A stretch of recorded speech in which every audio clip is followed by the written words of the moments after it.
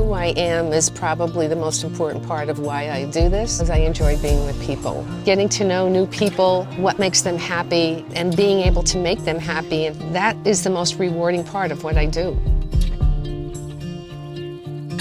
I do care about people in every way. Once they've closed on their house, it's just really where their journey begins and where our journey begins together.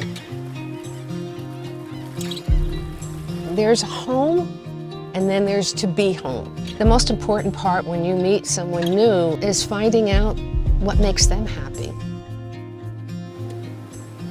Once they're in their home, in their community, that's not where it ends. I help them assimilate into the greater community, and that's what's really important.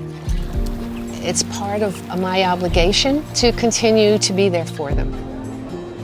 I really care that they're happy here.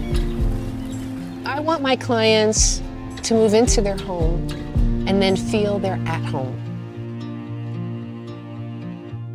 I do truly mean it. For me, the sale is just the beginning.